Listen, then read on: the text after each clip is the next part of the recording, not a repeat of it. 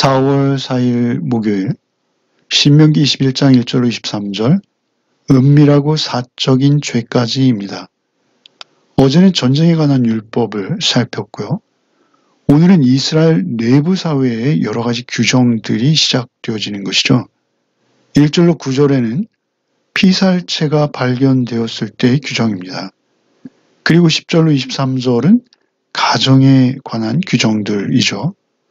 먼저 1절로 9절에 범인을 알 수 없는 어떤 피살체, 곧 주검이 발견되었을 때 어떻게 할 것인지에 관한 규정이죠. 읽겠습니다. 내 하나님 여호와께서 내게 주어 차지하게 하신 땅에서 피살된 시체가 들에 엎드려진 것을 발견하고 그 쳐 죽인 자가 누구인지 알지 못하거든.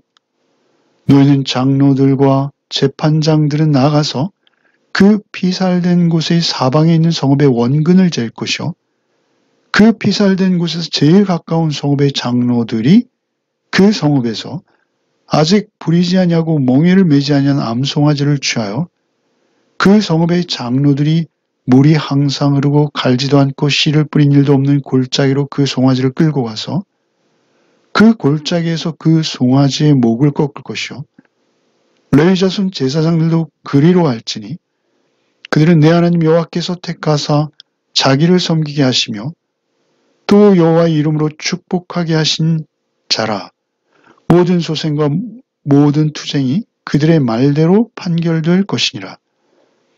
그 피살된 곳에서 제일 가까운 성읍의 모든 장로들은 그 골짜기에서 목을 꺾은 암송아지 위에 손을 씻으며 말하기를 우리 손이 이 피를 흘리지 아니하였고 우리의 눈이 이것을 보지 못하였나이다.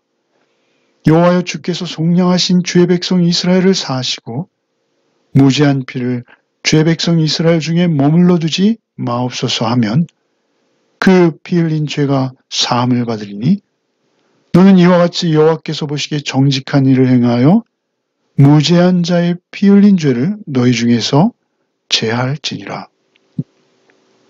먼저 이스라엘이 알아야 하는 것은 그들이 거주하고 있는 땅은 하나님께서 그들을 애굽으로부터 속량하시고 그리고 그곳에 하나님이 통치하시고 다스리시는 하나님의 나라를 세우기 위해 그들을 그곳에 정착시키신 것이다 라는 것이죠.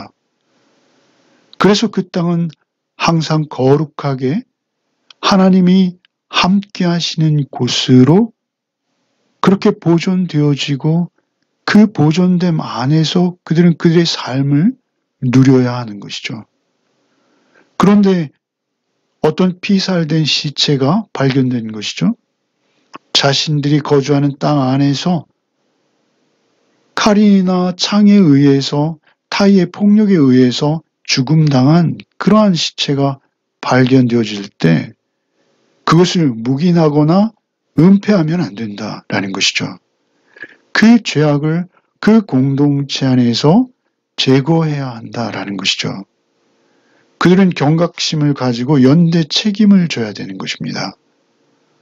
그들이 하나님의 공동체를 지속시키며 세워가는 것, 하나님의 공의로운 통치를 실현시키는 것은 그것에 대한 죄, 그것조차도 그들은 속량스럽게 씻김받아야 될 필요가 있다라는 것입니다.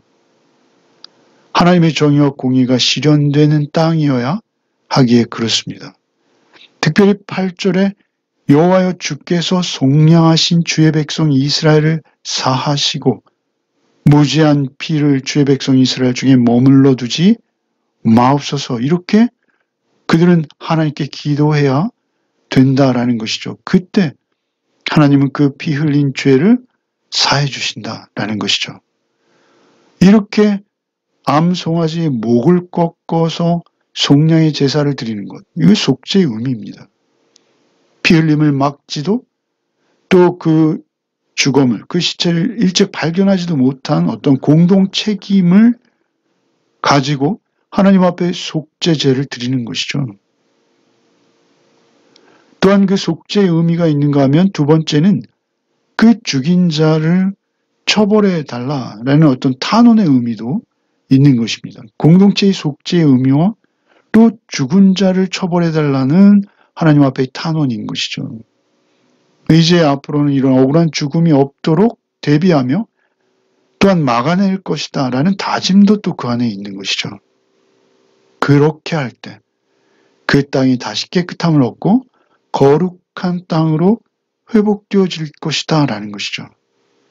얼마나 억울한 죽음들이 많이 있는지요. 그것을 묵인하고 은폐하는 공동체가 되어서는 안 된다라는 것입니다. 그 죄악을 하나님 앞에 가지고 나가 속죄를 받고 경각심과 연대의식 그리고 책임의식을 갖는 공동체가 되어야 된다라는 것이죠. 그때 하나님 나라는 보존되어지고 세워져 가는 것이죠. 하나님의 공의로운 통치가 그들 가운데 실현되어져야 하는 것인데요. 그 하나님의 정의와 공의가 실현되도록 힘쓰는 것, 그것이 중요하다라는 것이죠. 이것이 암송아지의 제사와 같은 것입니다. 사실 오늘날 우리가 살고 있는 사회에도 이런 억울한 죽음들, 사회적 타살이 있습니다. 언론에 의해서 내지는 사법살인이라 하지 않습니까? 그러한 어떤 사회 구조적 불의에 의해서 억울한 희생이 없도록 우리가 그러한 것들을 배격하는 것, 그것들은 우리 지도자들, 그러니 장로들과 제사장들의 의무인 것이요. 또한 그 공동체 구성원들이 그 땅에 하나님의 정의가 서갈 수 있도록 노력하고 힘쓰는 것은 당연한 것이다 라는 것입니다. 그리고 이제 어떤 포로된 여인과의 결혼을 위한 규정인데요. 10절부터 읽겠습니다. 내가 나가서 적군과 싸울 때 내 하나님 여호와께서 그들을 내 손에 넘기심으로 내가 그들을 사로잡은 후에 내가 만일 그 포로 중에 아리따운 여자를 보고 그 여인에게 연연하여 아내를 삼고자 하거든 그를 내 집으로 데려갈 것이요 그는 그 머리를 밀고 손톱을 베고 또 포로의 의복을 벗고 내 집에 살며 그 부모를 위하여 한 달 동안 애곡한 후에 내가 그에게로 들어가서 그의 남편이 되고 그는 내 아내가 될 것이요 그 후에 내가 그를 기뻐하지 아니하거든 그의 마음대로 가게 하고 결코 돈을 받고 팔지 말지라 내가 그를 욕보였은즉 종으로 여기지 말지니라. 전쟁 포로의 경우이죠. 11절에 포로 중에 아리따운 여자를 보고 연연한다라는 것은 좋아하고 마음이 끌려서 사랑하게 되었다라는 것입니다. 이것은 사랑이 전제되어야 한다라는 것입니다. 연연하는 마음이 없다면 그것은 그 이방 민족들과 같이 그저 여인을 성적인 대상으로만 삼는 것이죠. 아무리 포로 중에 사로잡힌 여인일지라도 그를 연연하는 마음이 없다면 결혼할 수 없는 것입니다. 그리고 결혼을 할 때는 그 여인의 새로운 출발을 위해서 기다려주고 또 시간을 보장해줘야 한다라는 것입니다. 12절에 그를 내 집으로 데려갈 것이고 그의 머리를 밀고 손톱을 베고 그렇게 새로운 출발을 할 수 있도록 머리를 밀고 손톱을 베어도 그녀를 계속 사랑할 것인가 중요한 것이죠. 그녀의 아름다운 조건들이 사라졌다는 것입니다. 그래도 그 사랑으로 결혼할 것인가 라는 것입니다. 그 포로의 의복을 벗기고 자유인으로서 이제 신부의 옷을 입혀야 되는 것이죠. 그 부모를 위하여 한 달 동안 애곡한 후에 시간을 두라는 것입니다. 그 여인이 그가 스스로 정리할 수 있는 시간을 보장해주고 그리고 나서 그와 혼인하라는 것입니다. 그리고 결혼하라는 것입니다. 그렇게 결혼했음에도 불구하고 당시로서는 포로가 되었던 여인조차 그렇게 최소한의 지위와 인간적인 권리를 보장해주고 그리고 결혼했음에도 불구하고 그가 그 여인을 계속 기뻐하지 아니하게 될 때는 그 여인과 헤어져서 그 여인에게 자유를 주라는 것입니다. 그 여인을 좋아하지 않게 되어졌을 때 그 여인을 가두지 말라는 것이죠. 팔지 말라는 것입니다. 종으로 다시 팔지 말고 자유인이요 아내로서 대우해서 그를 그냥 자유하게 하라라는 것이죠. 그리고 이제 15절부터 17절은 장자의 권리를 보호하는 것이죠. 15절부터 읽겠습니다. 어떤 사람이 두 아내를 두었는데 하나는 사랑을 받고 하나는 미움을 받다가 그 사랑을 받는 자와 미움을 받는 자가 둘 다 아들을 낳았다 하자. 그 미움을 받는 자의 아들이 장자이면 자기의 소유를 그의 아들에게 기업으로 나누는 날에 그 사랑을 받는 자의 아들을 장자로 삼아 참장자, 곧 미움받는 자의 아들보다 앞세우지 말고 반드시 그 미움을 받는 자의 아들을 장자로 인정하여 자기의 소유에서 그에게는 두 몫을 줄 것이니 그는 자기의 기력이 시작이라 장자의 권리가 그에게 있음이니라. 일부 일처가 원칙입니다. 그러나 두 아내를 두는 경우는 당시로서 흔하게 있었던 일이라는 것이죠. 그럴 경우 가령 전쟁의 포로로 인해서 아내를 하나 더 두게 되었다. 그렇게 되었을 때 그 두 번째 아내를 너무나 연연해서 오히려 더 좋아하고 마음이 끌려서 그 둘째 아내의 아들을 장자로 세우지 말라는 것입니다. 미움받는 여인의 권리, 첫째 여인의 권리를 보호하라는 것입니다. 그의 아들이 장자의 권리를 빼앗기지 않도록 보호하라는 것입니다. 나중에 많은 여인에게 그 장자의 권리를 넘기면 안 된다라는 것이죠. 젊어서 함께한 여인, 그 여인의 권리를 함부로 빼앗지 말라는 것입니다. 그리고 이제 18절부터 21절, 그럼에도 불구하고 패역한 아들이 생겨났을 때 어떻게 할 것인가 입니다. 18절부터 읽겠습니다. 사람에게 완악하고 패역한 아들이 있어 그의 아버지의 말이나 그의 어머니의 말을 순종하지 아니하고 부모가 징계하여도 순종하지 아니하거든 그의 부모가 그를 끌고 성문에 이르러 그 성읍 장로들에게 나가서 그 성읍 장로들에게 말하기를 우리의 이 자식은 완악하고 패역하여 우리 말을 듣지 아니하고 방탕하며 술에 잠긴 자라 하면 그 성읍의 모든 사람들이 그를 돌로 쳐 죽일지니 이같이 내가 너희 중에서 악을 제하라 그리하면 온 이스라엘이 듣고 두려워하리라. 그런가 하면 아내에도 권리가 있고요. 또 아들도 장자권이 있어요. 그런데 부모에게도 또한 권리가 있다라는 것입니다. 그 패역한 아들이 있어서 완악하고 패역해서 방탕하며 술에 잠겨서 노쇠한 부모를 업신여기는 경우 여러분 신약에 고르반이라는 제도를 그들이 만들었죠.